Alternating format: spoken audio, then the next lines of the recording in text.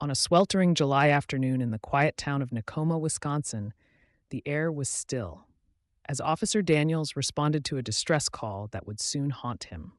The address was an unassuming single-story house on the edge of town, but what lay inside was anything but ordinary. As Officer Daniels stepped onto the porch, the door swung open to reveal a disheveled young man with wild eyes. "He's in there," Jeremy Turncliffe muttered, gesturing toward the living room with a shaky hand. The officer followed, his senses immediately assaulted by an iron tang of blood mixed with something else. Was that chili? There, sprawled on the floor, lay Thomas Turncliffe, unresponsive and pale under the harsh light. Jeremy's explanation was immediate and practiced. He fell, spilled chili on the way down. But Officer Daniels wasn't convinced. His eyes drifted to a red smear on the wall, too high for a simple spill. First responders arrived, their efforts urgent and focused as they attempted to revive Thomas. But as CPR pressed onwards, a detective pulled Officer Daniels aside. "Look at his injuries," she whispered, nodding toward Thomas's battered face and neck. "This isn't just a fall." Jeremy hovered nearby, hands stained with what he claimed was chili, though it seemed more likely another shade of crimson. His shirt was streaked with it too, across his arms and down his neck. Officer Daniels turned back to Jeremy, suspicion sharpening his gaze. "You said he fell?" he asked again. "Yeah," Jeremy replied, voice wavering slightly now. "He drinks. He falls all the time." But the detective shook her head subtly as she examined Thomas's body further. Not only were there signs of trauma inconsistent with a fall, but there were defensive wounds on his arms, a silent testament to a struggle. Just then, the front door creaked open once more. Jeremy's sister stormed in, eyes wide as she took in the scene. Her voice trembled with disbelief. "I came over when he called, so many times. I thought he was drunk again." Her words hung in the air like smoke. Her testimony only deepened the mystery. She had heard shouting, sensed anger, and now here lay their father lifeless. As dusk settled over Nekoosa, Officer Daniels knew they stood at the brink of something sinister and unresolved. There were too many questions, gaps that needed filling with hard truths rather than half-hearted excuses. And as they led Jeremy away for further questioning, Detective Miller caught sight of something glinting under the couch. A small metal object smeared in that same damning hue. She paused, heart pounding, as she reached for it, a potential key to unlock what really happened that day in Nekoosa. The discovery would change everything.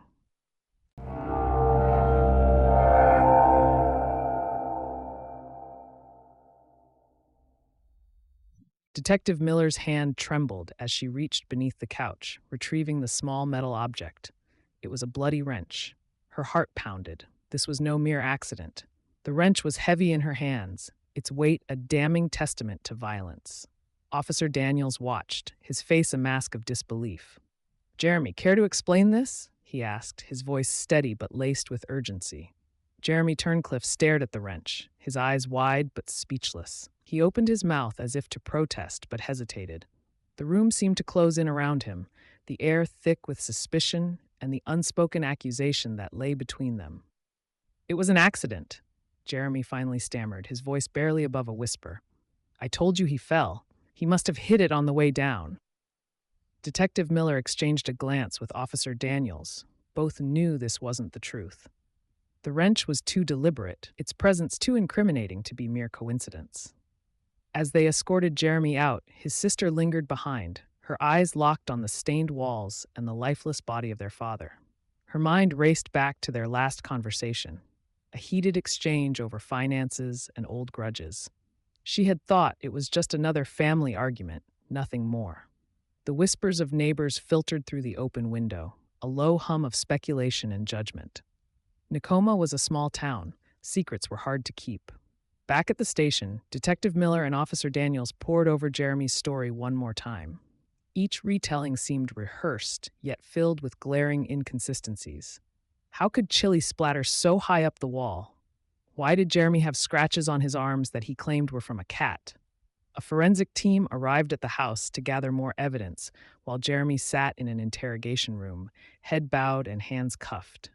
"We need answers," Detective Miller said firmly, addressing her team as they reviewed photos of the crime scene. "We won't get them if we don't push harder." In a twist of fate that seemed almost orchestrated by dark forces beyond their control, an officer burst into the room holding a bagged cell phone. Jeremy's phone had been pinging repeatedly while authorities were inside the house. The messages were frantic and cryptic. "I can't do this alone. It wasn't supposed to end like this. Help me." Each text was sent while Jeremy claimed to be asleep. Detective Miller felt a chill run down her spine as she read them aloud. These messages painted a picture far more sinister than she'd imagined. The chapter closed on Jeremy's cell phone resting ominously on the table, a new mystery waiting to unfold.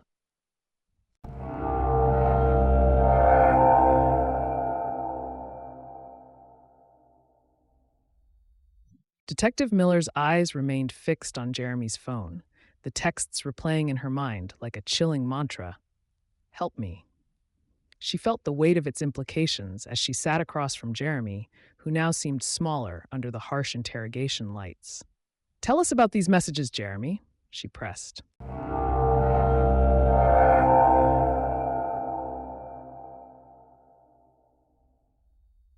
Detective Miller leaned forward, her eyes piercing through the dim light of the interrogation room. The stark overhead lamp cast shadows that danced across the table, illuminating Jeremy's ashen face. The texts on his phone, a tangible thread unraveling, were undeniable. "Help me," echoed in her mind. She knew she had to push harder. "Jeremy, these messages, who are you asking for help?" Her voice was firm, demanding the truth that seemed to hang just out of reach.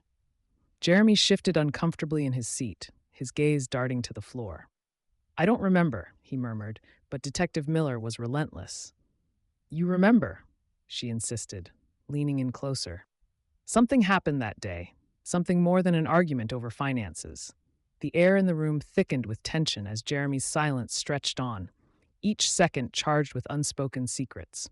Outside, a forensic analyst approached Officer Daniels with new findings. The blood analysis had come back. It revealed more than they had dared to hope for. A mix of Thomas's and Jeremy's blood spattered against the wall in a pattern inconsistent with a simple fall or spill.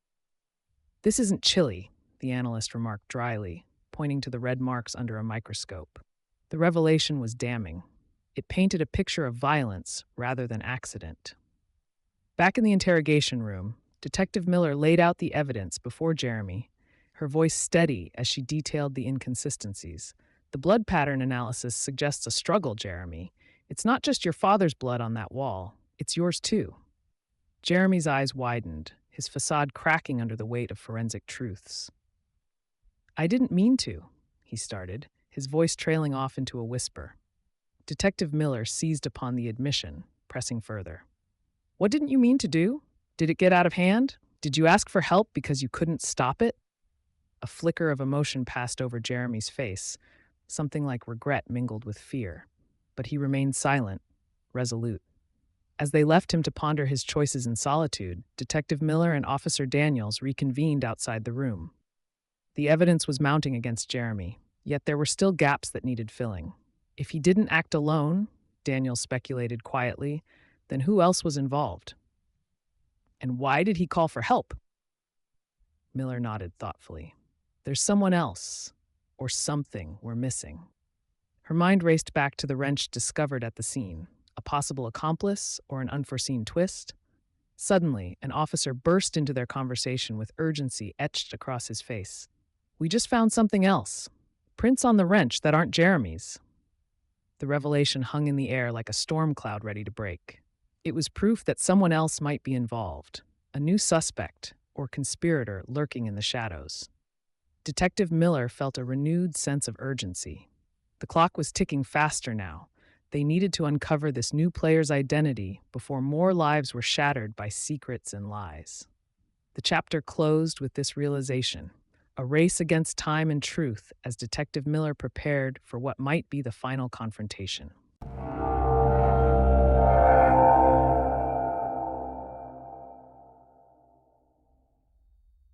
Detective Miller stood with Officer Daniels outside the interrogation room, the tension between them palpable.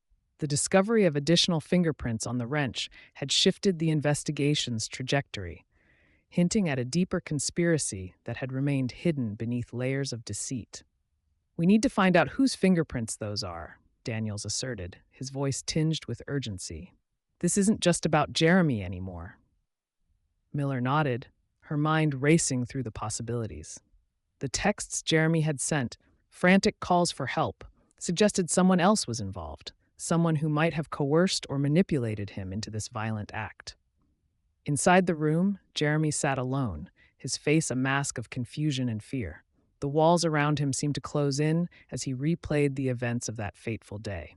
His father's voice echoed in his memory, their argument over money and past grievances spiraling out of control. Detective Miller entered the room again, her determination unyielding. "Jeremy," she began, "we have new evidence. The prints on the wrench. They're not yours. We need to know who else was there." Jeremy's eyes flickered with a mix of relief and dread. He hesitated before speaking, his voice barely audible. "It was supposed to be just a scare," he confessed, tears brimming in his eyes. "My friend, he said we could get Dad to stop drinking if he thought something bad might happen, but it got out of hand." Miller leaned forward, her heart pounding with every word he spoke. "Who was with you, Jeremy? Who convinced you to do this?" "It was Mark," Jeremy admitted shakily, revealing a name that sent ripples through the investigation. Mark Evans, a known troublemaker who had a knack for finding himself in precarious situations, had been the missing piece in this complex puzzle. As officers moved swiftly to detain Mark Evans for questioning, the community of Nekoosa was left reeling from this revelation. The once clear-cut case against Jeremy now unfolded into a story of manipulation and unintended consequences. In the aftermath of these arrests, Detective Miller and Officer Daniels took a moment to reflect on their pursuit of justice amidst deception and betrayal. They had uncovered not only the truth behind Thomas Turncliffe's death, but also exposed an undercurrent of desperation that plagued the small town.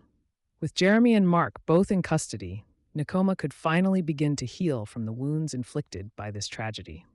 The truth, though painful, had emerged from shadows cast long ago, allowing for closure and perhaps even forgiveness. As Detective Miller left the station that evening, she felt a sense of resolve, knowing that despite its tangled web of lies and half-truths, justice had ultimately prevailed.